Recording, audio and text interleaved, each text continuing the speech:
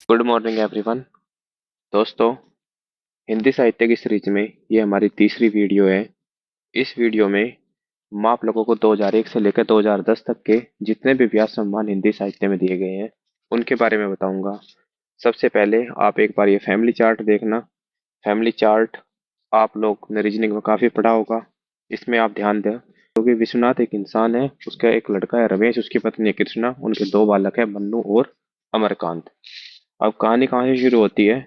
रमेश एक तरह से सनकी टाइप इंसान होता है और उसकी खूब आलोचना होती है कि वो अपने आप को पृथ्वी का कृष्ण बताता है कि इस जमीन धरती पर मैं कृष्ण का अवतार हूँ।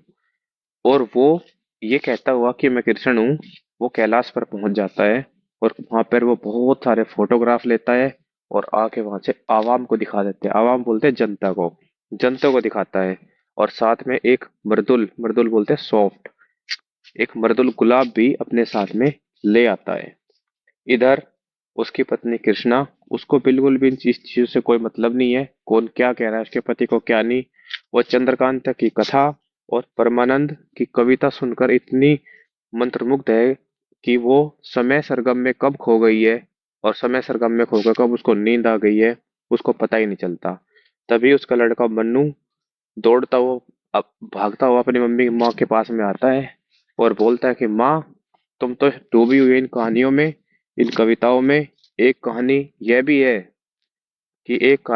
है कि जो अमरकांत है उसका भाई, उसने इन्हीं हथियारों से पड़ोसी का, किसी का, आसपास का मार दिया उसको या फिर काट दिया उसको इन्हीं हथियारों से। यानी मन्नू अपनी माँ कृष्णा से बोलता है कि एक कहानी यह भी है कि अमरकांत ने इन्हीं हथियारों से पड़ोसी को मार दिया है। तभी उसका ग्रैंडफादर यानी विश्वनाथ आता है और पूछता है उससे, अमरकांत से, कि फिर भी कुछ रह गया या सब कुछ करके आ गया।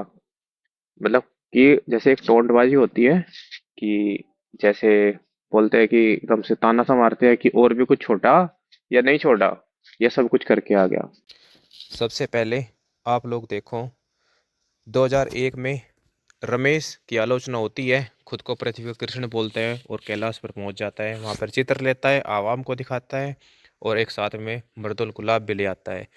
चंद्रकांता की कथा और परमानंद की कविता सुनकर कृष्णा सोचती समय सरगम में कब खो गई है, कब उसको नींद आ गया, पता ही नहीं चलता।